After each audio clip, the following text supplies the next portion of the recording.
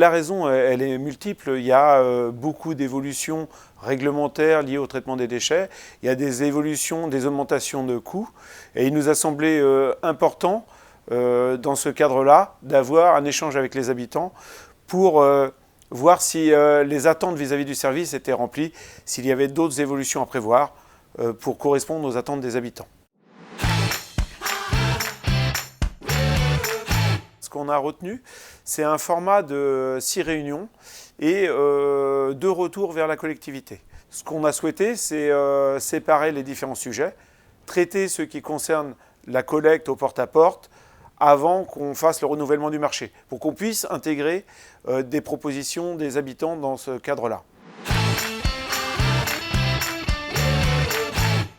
Plusieurs points. Tout d'abord professionnel, parce que moi je suis moi-même consultant en gestion des déchets, donc ça fait 20 ans que je travaille dans la gestion des déchets. Et en tant que citoyen, j'ai vraiment à cœur à participer donc à un enjeu collectif. J'étais content que la CCEG nous propose de pouvoir participer.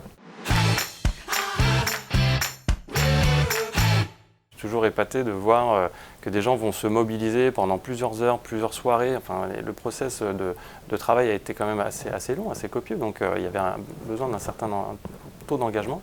Et moi, je suis toujours admiratif de voir qu'il y a toujours du répondant. En fait, les citoyens répondent à l'appel.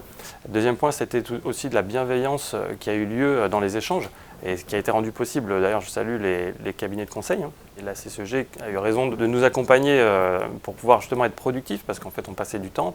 Et le risque, quand on est 25 personnes à discuter, à mettre son avis, c'est qu'on n'avance pas, on s'égare. Et là, en fait, on a été quand même assez efficace, on a tenu les délais. Pour qu'une concertation se passe bien, il fallait qu'on se mette un petit peu en retrait, qu'on ne soit pas vu comme influençant le débat citoyen.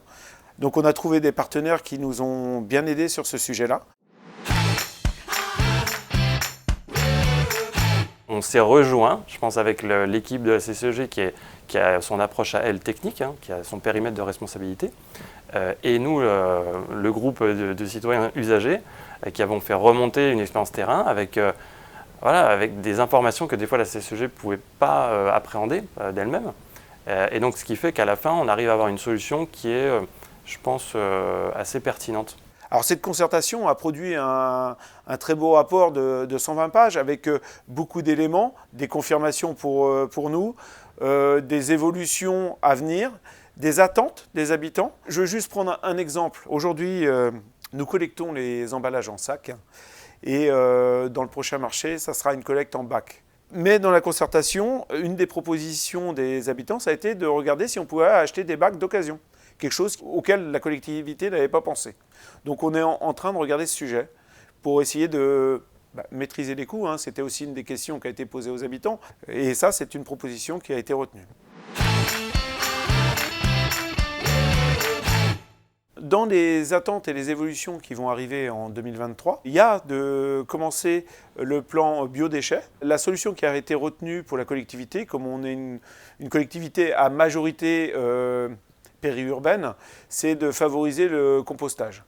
Dans ce cadre-là, mais on avait déjà commencé il y a plusieurs années, on a des formations au compostage qui sont proposées, qui sont des formats d'1 heure et demie à peu près, et pendant lesquels on vous apprend à gérer correctement vos biodéchets. Et à la fin de cette formation, vous avez la possibilité d'acquérir un composteur à prix réduit. Il va aussi y avoir pour les gens qui sont en collectif le démarrage de l'implantation de composteurs collectifs. Ce que je conseille aux habitants, même s'ils n'ont pas besoin de composteur, inscrivez-vous à cette formation, vous allez y apprendre beaucoup de choses. On a aussi, pour réduire le volume